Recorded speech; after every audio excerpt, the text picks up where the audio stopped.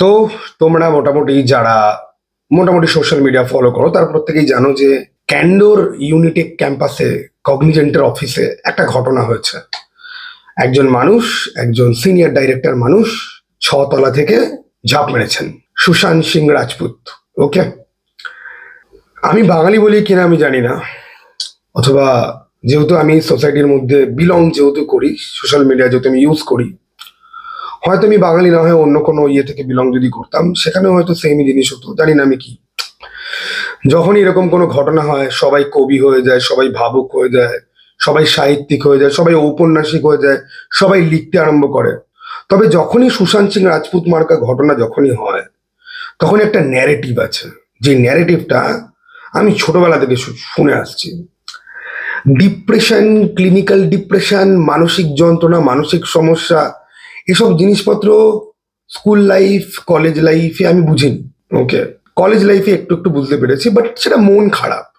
মন খারাপ কার না হয়, ঠিক আছে, অভিমান কার না হয়, মন খারাপ কার না হয়, দুঃখ কে না পায়, হার্ট ব্রেক কার না হয়। ডিপ্রেশন নামক যে শব্দটা, এই শব্দটা আমি অনেক পরে ঢুকেছি, চাকরি জীবন শুরু হওয়ার পরে। আর মন খারাপটা কি ডিপ্রেশনই নাকি ডিপ্রেশন অন্য কোনো জিনিস, সেটাও আমি আরেকটু পরে আমি বুঝেছি। কিন্তু এই যে সুশান্ত সিং রাজপুত হওয়ার যে ব্যাপারটা, এটা তো আমি খুব কাছ থেকে দেখেছি, কারণ ওই জিনিসটা আমি নিজেও একবার অ্যাটেম্প করতে গেছিলাম। সেটা নিয়ে আমার চ্যানেলে কিন্তু একটা ভিডিও আছে, how KGF saved my life, 45 মিনিটের ভিডিও। সেখানে অনেক ডিটেলসে কথাবার্তা আছে। এবং হ্যাঁ, মানে শুনতে ফানি হলে পরেও একটা সিনেমাই আমার জীবন বাঁচিয়েছে। সেদিনকে আমি আমার মায়ের সাথে কথা বলিনি, বোনের সাথে কথা বলিনি, বাবার সাথে তো এমনিও কথাবার্তা কম হয়, তো বলিনি। কোনো বন্ধু বান্ধব কারোর সাথেই বলিনি। সাধারণত আমার কিছু বই আছে, কিছু সিনেমা আছে যেগুলো দেখলে পরে খুব মন খারাপের সময় হেল্প হয়। যখন আমি 2018-র শেষ দিন ডিসাইড করেছিলাম যে আমি এরকম কিছু একটা করব, সেদিন কিন্তু ওগুলো কিন্তু কাজ করছিল না। সেদিনকে ব্যাটম্যান সুপারম্যানও কাজ করেনি। এবার মানুষ এটা করে কেন, এই নিয়ে আজকে সকালবেলা আমার বাড়িতে ফাটাফাটি তর্ক লেগেছিল। এবং যে সেট ন্যারেটিভটা আছে, যেটা সবাই বারবার করে বলে, লড়াই করতে জানতে হয়, লড়াই করতে হয়, এই লড়াই করতে হাল ছেড়ে দিলে হবে, এই কথাটা বলা যতটা ইজি এবং ভেগ না, রিয়েল লাইফে ততটা ইজি নয়। লড়াই করব, কার সাথে লড়াই করব? তোমার ওপরে একটা লোক রাস্তায় ঝাঁপিয়ে পড়লো, তুমি লড়াই করতে পারবে বা পালাতে পারবে, কিন্তু তুমি একটা পরিস্থিতির মধ্যে ফেঁসে রয়েছো এবং তুমি হিসাব করে দেখেছো যে তুমি আরো ফাঁসবে, তোমার পালানোর কোনো পথ নেই, তখন তুমি কি করবে? যখন মানুষ খুব যন্ত্রণার মধ্যে থাকে, অসম্ভব, এবং সে কোনো কিছুর জন্য রেডি যে এই যন্ত্রণাটা যাতে শেষ হয়, তখন সে কি করবে? এই একটা কথা আছে যে যারা সুশান্ত সিং রাজপুতের মতো কাজ করে তারা খুব ভীতু, তারা পালিয়ে গেল। ঠিক আছে, দেখবে কিছু চুতিয়া মোটিভেশনাল স্পিকার এবং আমাদের আশেপাশের লোকজন এই টাইপের কথাবার্তা বলে যে পালিয়ে গেল, ও তো পালিয়ে গেল, ও তো জানতেই পারলো না, হয়তো ওর দুদিন বাদে গিয়ে ভালো কিছু হতো। এই যে ব্যথা অথবা পেইন না, এটা ফিজিক্যাল একটা এক্সটেন্ট হয় আর মেন্টাল একটা এক্সটেন্ট হয়। আর পরিস্থিতি হয় হচ্ছে গিয়ে এমন একটা জিনিস যেটা হচ্ছে গিয়ে ওই বললাম ট্র্যাপের মতো, তুমি বুঝতে পারছো যে চক্রব্যূহে তুমি ফেসে গেছো, অভিমান্যু চক্রব্যূহে ফাঁসবে আতু। সেটা কখনো ফাইন্যান্সিয়াল দিক থেকে হতে পারে, আর সেটা কখনো ইমোশনাল ডিভাস্টেশনের দিক থেকে হতে পারে। রিসেন্টলি একজন মহিলা, আমার মিসেস নিয়ে ভিডিও বানানো হয়নি, গ্রেট ইন্ডিয়ান কিচেনের ভিডিও বানিয়েও আমার আপলোড করা হয়নি, এটাও কবে আপলোড করবো আমি কে জানে। রিসেন্টলি একজন মহিলা সেম কাজ করেছেন এবং সেই মহিলা লিখে গেছেন যে তার শ্বশুরবাড়ি এবং তার বরের একটা ওয়ার্কিং ক্লাস মেড চাই, মানে যে ঘরেরও কাজ করবে আবার অফিসও করবে। তার বর তার থেকে বেশি তার শিক্ষকতার চাকরিটাকে ভালোবাসতো। সে একটা কেন্দ্রীয় বিদ্যালয়ে পড়ে, একটা সেন্ট্রাল গভর্নমেন্টে সে জব করে। তার বর তাকে কোনো কিছুতে অ্যাপ্রিসিয়েট করে না, খুদ খুঁজে বার করে এবং তার চাকরিটার জন্যই তার সাথে আছে। এবং সেই মহিলা চলে যাওয়ার আগে তার বরের উদ্দেশ্যে লিখে গেছেন যে তার বরের নাম সো অ্যান্ড সো, যে মিস্টার গৌরব ড্যাশ ড্যাশ ড্যাশ, আপনার জন্য খাবারটা বানিয়ে রেখেছি, খেয়ে নেবেন। একটা মানুষের কত কথা বলার থাকলে সেটা না বলে সে শুধুমাত্র এইরকম একটা কথা বলে চলে যেতে পারে? কারোর কোনো আইডিয়া আছে? এখন দেখো, এই ধরনের সিচুয়েশন থেকেই মহিলাদেরকে উদ্ধার করার জন্য এই ডাউরি নিয়ে রুল বা ডিভোর্স বা অ্যালিমনি এগুলো কিন্তু সেট আপ করা হয়েছে। বাট অ্যাকচুয়ালি যেই সব মহিলাদের এগুলো ইউটিলাইজ করার কথা, তারা সেগুলো ইউটিলাইজ করছেন না, তারা পরপারে চলে যাচ্ছেন। এরকম আরো একটা মহিলার কথা আমি দুদিন আগে পড়ছিলাম। সাধারণত আমি পুরুষদের এই সুশান্ত সিং রাজপুত হয়ে যাওয়ার ঘটনা আমি অনেক বেশি আসে, সেগুলো অনেক বেশি আমার পড়া হয়। কিন্তু লাস্ট 10 দিনের মধ্যে আমি দুজন মহিলার এরকম পড়লাম। এটা একজন মহিলা, আর তার আগের যে মহিলাটা, তার প্রবলেমটা কি ছিল, যে প্রচুর ডাউরি দেওয়া হয়েছে, এইবারে হাজবেন্ড একটা প্রপার্টি, একটা জমিও চাইছে। সেই মহিলা নিজে আইটিতে কাজ করেন, তাহলে উনি ডাউরির প্রভিশনে ওনার হাজবেন্ডের এগেন্স্ট উনি কমপ্লেন করতে পারতেন। সেটা না করে উনি জীবনটা ছেড়ে চলে গেলেন। কেন? কেন? আর এইখানে আসে দুনিয়ার সব থেকে ক্রুশিয়াল জিনিস, দ্য আস্ক। মহিলা খুব ভালো করে জানেন উনি ওনার স্বামীর এগেনস্টে কেস করতে পারেন, আদালতে যেতে পারেন, মামলা মোকদ্দমা চলবেন, কিন্তু মহিলা এগুলো কিছুই চাননি। উনি তো প্রেম করে বিয়ে করেছেন, ভালোবেসে। উনি তো শান্তি চেয়েছিলেন। বিয়ের পরে যখন এরকম রূপ দেখছেন, তখন উনি বুঝতে পারছেন যে ওনার সাথে বিশাল বড় ধোঁকা হয়ে গেছে। এবার এটার সাথে ওনাকে চিরজীবন ফাইট করতে হবে, নয়তো এটার মধ্যে থেকে দগদে দগদে মরতে হবে। এই দুটোর একটা উনি চান না। ওই মুহূর্তে ওনার কাছে ওনার জীবনটা শেষ। শেষ। ওনার যুক্তি বুদ্ধিতে, ওনার পারসেপশনে, ওনার পয়েন্ট অফ ভিউতে ওনার কাছে লাইফটা শেষ। এবার যদি বাঁচতে হয়, ওনাকে সংগ্রাম করতে হবে, হাজবেন্ডের নামে কমপ্লেন করতে হবে, কোর্ট কাছারি হবে, মামলা মোকদ্দমা হবে, ঝামেলা হবে, দুপক্ষের মধ্যে কাদা ছোড়াছড়ি হবে। এগুলো তো উনি চানই, উনি তো প্রেম করে বিয়ে করেছেন।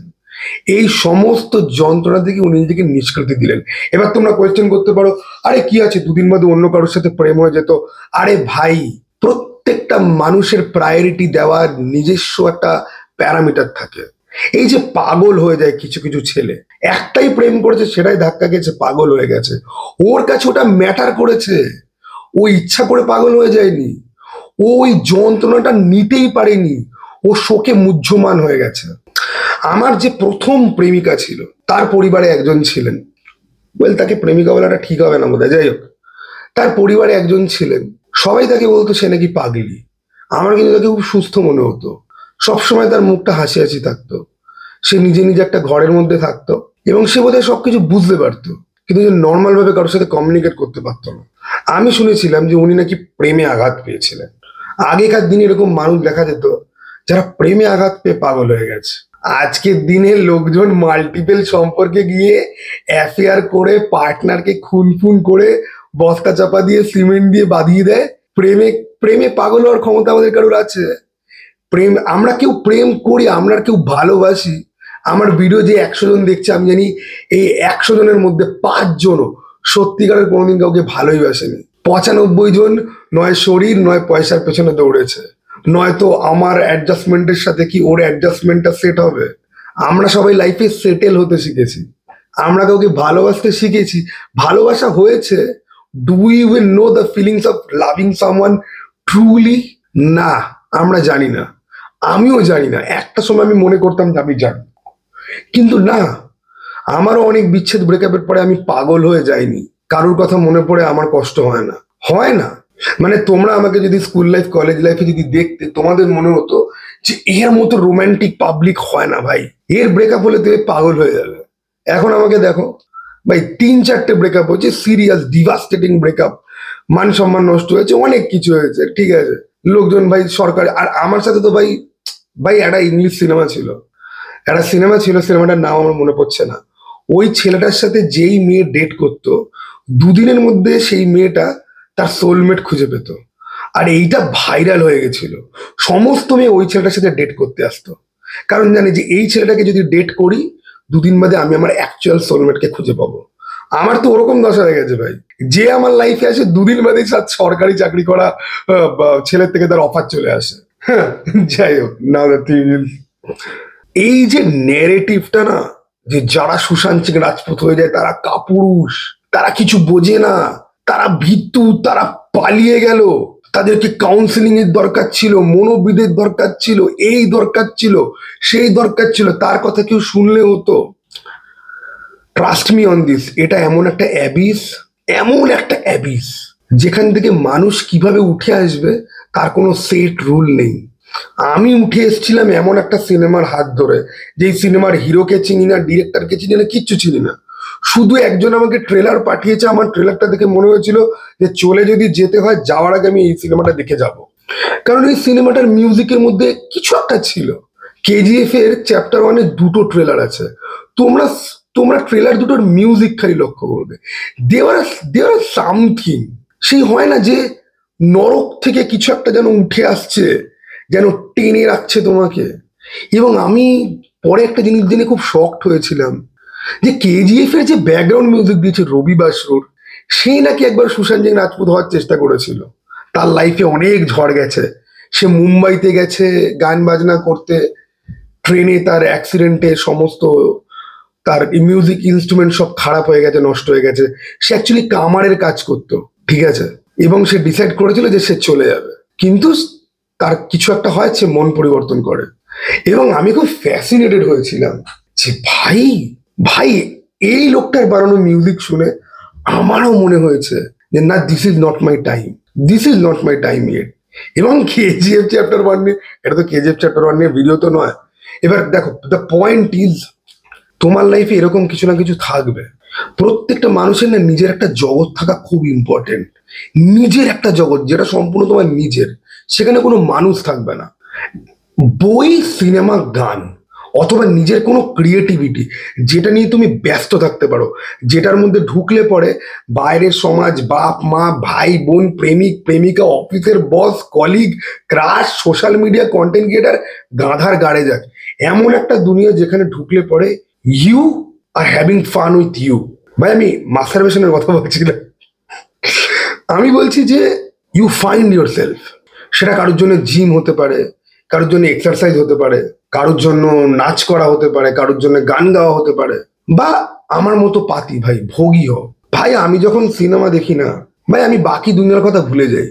সেটা নাদানিয়ার মতো চুদির ভাই চম্পা সিনেমা হোক, বাবু সোনার মতো লেওড়া টাইপের সিনেমা হোক, অথবা কেজিএফ হোক, অথবা রিয়েল পেইনের মতো ডিপ লাইফের মিনিং, ভাইদের মধ্যে বন্ধুত্ব, অথবা একটা ডেঞ্জারাস একটা হরর সিনেমা হোক। যখন আমি জানি লাইফে যতই দুঃখ থাকুক, প্রচুর সিনেমা আছে দেখতে হবে, প্রচুর সিনেমা আছে দেখতে হবে, প্রচুর বই আছে পড়তে হবে। And that is a moving factor for me. আমি এখন ওয়েট করছি কিসের জন্য? অ্যাভেঞ্জার্সের পরের দুটো ফিল্ম দেখার জন্য, আর জেমস গানের পতন দেখার জন্য। জেমস গানের পতন যদি হয়, এরপর ডিসি কি হবে সেটা দেখার জন্য। অ্যান্ড শুনে যতই বোকা বোকা মনে হোক না কেন, আমি জানি শুনে খুব বোকা বোকা মনে হচ্ছে যেগুলো কি বলছে ভাই, but this is real, this is very real. I have something to look forward to. I have a life, secret life of Walter Mitty. তোমরা কতজন এই সিনেমাটা দেখেছো? Watch this freakishly beautiful film. এই যে কাইথির যে অর্জুন দাস একবার ইয়েতে সিক্রেট লাইফ অফ ওয়াল্টার মিট্টির কথা বলেছিল। সিনেমাটা দেখবে, মানুষ নিজের সাথে কানেকশন হারিয়ে ফেলছে, বাকি সবার থেকে ভ্যালিডেশন খুঁজছে, বাকি সবার থেকে অ্যাকসেপ্টেন্স, ভ্যালিডেশন, ও আমাকে কি ভাবলো, ও আমাকে কি চোখে দেখে, আমাকে কিভাবে। গাঁড় মারাও বোকাচ্চোদা। কে বাল, বাবা মা, ভাই বোন থাকলে ভাই বোন, বউ থাকলে বড় বউ, ব্যাস অত অব্দি। তা বাদ দিয়ে কে কি ভাবলো গাঁড় মারা যায়। অফিসে কাজের প্রেশার করতে পারছো না, করবে না, সিম্পল বলে দাও হচ্ছে না। যদি বলে যে তোমাকে বার করে দেবো, তাড়িয়ে দেবো, একটু মাথা লাগাও। অত সস্তা? তাড়িয়ে দিলে রিপ্লেসমেন্ট পেয়ে যাবে, তোমার রিপ্লেসমেন্ট যে আসবে তাকে সেম স্যালারিতে তুলবে না, তার থেকে বেশি। দেখো যেই মুহূর্তে, শোনো, বললে অনেক কথা বলা যায়, যেই মুহূর্তে তুমি বুঝতে পারছো না যে কোনো কিছু তোমার হাতের বাইরে বেরিয়ে যাচ্ছে, এবার তুমি আর পারছো না, you take a stop, reassess, rethink, এবং নিজের একটা জগৎ তৈরি করো। নিজের একটা জগৎ তৈরি করা মাস্ট। তুমি যত বেশি ডিপেন্ডেন্ট হবে না আশেপাশের লোকের ওপর, তুমি তত বেশি একা হয়ে যাবে। আমার এই কথাটা বোঝার চেষ্টা করবে। তুমি যত বেশি ডিপেন্ডেন্ট হবে, উইকেন্ড এলেই কারোর সাথে দেখা করতে হবে, কারোর সাথে গিলতে যেতে হবে, কারোর সাথে সিনেমা দেখতে যেতে হবে। আমি ক্লাস 12 থেকে উচ্চ মাধ্যমিকের মধ্যে বসে আমি এজেন্ট বিনোদ আর বিদ্যা বালানের কাহানি দেখেছি, আর ওংবাক 3 দেখেছি লেক টাউনের জয়া সিনেমা হলে একা একা বসে। আমার অনেক বন্ধু বান্ধব এখনো বিশ্বাস করতে পারে না তুই একা একা সিনেমা দেখিস, তুই একা একা রেস্টুরেন্টে বসে খাস। হ্যাঁ, আমি গ্লেনারিজে বসে স্টেক খাই বিয়ারের সঙ্গে একা একা, and I really fucking enjoy that. হ্যাঁ, আমার একটা দুটো বন্ধু বান্ধব আছে যারা ওই সময় থাকলে পর খুব খুশি হতাম, আমি খুব খুশি হতাম, কিন্তু তারা নেই। So what? নিজেকে ভালোবাসতে শেখার জন্য প্রচুর লোক জ্ঞান দেবে, বাট নিজের সাথে কি করে টাইম স্পেন্ড করতে হয় তোমাকে কেউ শেখাতে আসবে না। এবং তুমি সেটা ততক্ষণ অবধি শিখবে না যতক্ষণ অবধি নিজে তুমি ট্রাই না করছো। যাও না একদিন একা একা গিয়ে সিনেমা দেখে আসো না, দেখো না কিরকম লাগে, অড লাগবে, লোকজন তাকাবে। ভাই আমি ভ্যালেন্টাইন ডের দিন ডায়মন্ড প্লাজাতে কাপেলদের মাঝখানে বসে জবুই মেটের মতো বালের সিনেমা দেখেছি, এবং প্রত্যেকটা সিনে খিস্তি মেরেছি, এবং তাতে একটা কাপেল বিরক্ত হয়ে বলেছে সিঙ্গেল তো frustrated. So what? So what? ও বলেছে বলেছে, আমিও তো বলছি। ইমতিয়াজ আলী শুনতে পাচ্ছে না, আবার এই ইমতিয়াজ আলী লাভ আজকাল সিনেমাটা নিয়ে আমি পুরো থিসিস লিখতে পারবো। So what? কিছু যায় আসে না। Live your own moment, enjoy your own company. কাউকে ভাল লাগলো গিয়ে বলো, কাউকে পোষালো না তাকে গিয়ে বলো না। যদিও আমি বলি ভাই আমি সাধারণত চা খাই না, আমি চা খাই না, লোকজনের সঙ্গে দেখলে লোকে অফার করলে পর খাই।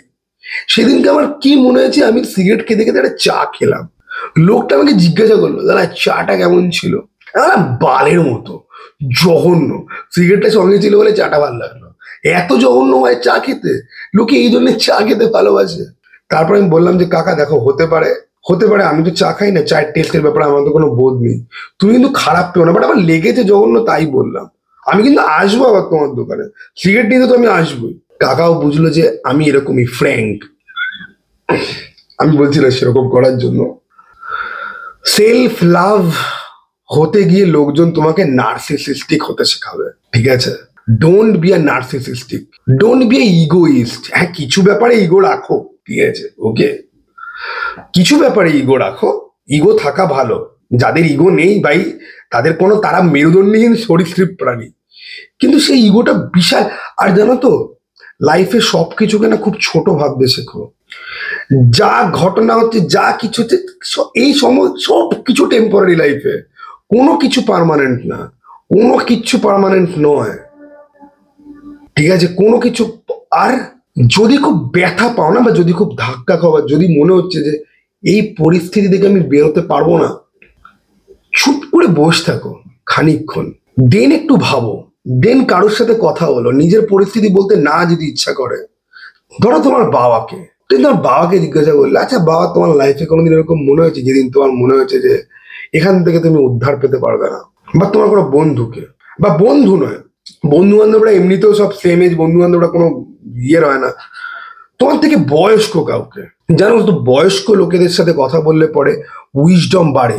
আর বয়স্ক লোকেরা যেহেতু আমাদের থেকে জীবন বেশি দেখেছে, আমি রিসেন্টলি আমার একটা বন্ধুর বাড়িতে গেছিলাম, ওর বাবাকে দেখলেই ভক্তি লাগে, এবং ওর বাবা এত অসম্ভব সুন্দর করে কথা বলেন, ঠিক আছে, এবং ওনার মধ্যে একটা উইজডম। এবং বয়স্ক লোকদের মধ্যে আমি দেখেছি খিটখিটে বুড়োও যেরকম আছে, আবার কিছু আছে যে দে আর সো ওয়াইজ, তোমার দেখলেই ভাল লাগবে।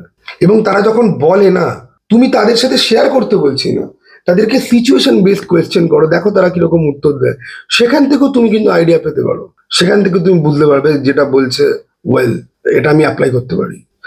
আর লাস্ট ফাইন্যান্সিয়াল ট্র্যাপ, এটা এমন একটা ট্র্যাপ ভাই যেখান থেকে কেউ বাঁচতে পারে না। ভাই নিজের লাইফ সিম্পল রাখো, নিজের লাইফ সিম্পল রাখো। প্রত্যেক উইকেন্ডে গিলতে যেতে হবে, প্রত্যেক 3 মাসে ঘুরতে যেতে হবে, প্রত্যেক 1 বছরে ফোন চেঞ্জ করতে হবে। লেওড়া তুমি কন্টেন্ট ক্রিয়েটার না, কিন্তু 1 লাখের আইফোন নিয়ে ঘুরে বেড়াও কেন? Why? For what god damn reason? লোকে তোমাকে টানা মারছে, তুমি ফোনটা চেঞ্জ কর। আমি আমার আগের OnePlus-টা 5 বছর ইউজ করেছি, ওটা আমি এখনো ইউজ করি, ওটাতে স্পেসের ইস্যু বলে আমি নতুন ফোন নিয়েছি, নাহলে আমি নিতামও না। ওই OnePlus-এর আগে আমার ছিল অনার প্লাস, ওটা আমি 1 বছর ইউজ করেছি, ওটা দ্বারা বড়সড় রকমের প্রবলেম ছিল। কিন্তু তার আগে অনার বি বলে একটা ফোন ছিল, সারা কলেজ লাইফ থেকে 2013 সাল থেকে 2020 সাল অব্দি ইউজ করেছি, 5,000 টাকার ফোন। লিটারালি ফোনটা স্ক্রিন ক্র্যাক করে গেছিল, এইটুকানি ফোন, ওকে, এবং 4G ফোন। ওই ফোনটাতে আমি এরকম কোনো গেম নেই যেগুলো খেলিনি, ঠিক আছে, আর এরকম কোনো সিনেমা নেই যেটা আমি দেখিনি, এবং ওই ফোনটা কোনোদিন আমাকে ইস্যু দেয়নি।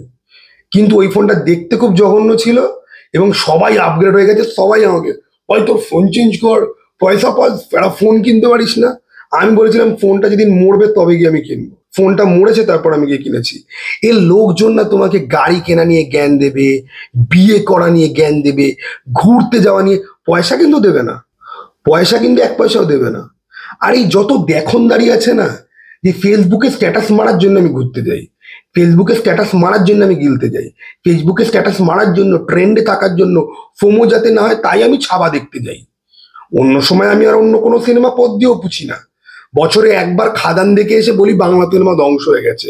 আরে চুদির ভাই চম্পা, লেওড়ার বিচি, বাল, এই যে লোক দেখানোর জন্য এই যে লাক্সারি গুলো না ভাই, এগুলো ইকোনমিক্যাল বার্ডেন তৈরি করে, প্রচুর প্রচুর ইকোনমিক্যাল বার্ডেন তৈরি করে। আর লোকে তোমাকে নিয়ে হাসাহাসি করছে। আমাকে আমার অফিসে একটা ছেলে একবার আমার জামানা প্যান্ট নিয়ে কিছুটা বোধহয় বলেছিল। আমার জায়গায় অন্য কেউ যদি থাকতো না, সে পরের দিনকে একদম ব্র্যান্ডেড জিনিসপত্র পরে চলে গিয়ে আর বিশাল ফাট মারানোর চেষ্টা করতাম। আমি ওই ছেলেটাকে কলের মধ্যে ডেকে, আরেকটা কলিগের সঙ্গে কলে ডেকে আমি ওকে বলেছিলাম, এবং ওই ছেলেটা ছিল এরকম টাইপের, ক পয়সা পায় আমি জানি না ভাই, প্রচুর ফাটবাজি ভাই। ওর যত স্যালারি হতে পারে তার থেকে অনেক বেশি ওর ফাটবাজি, ঠিক আছে?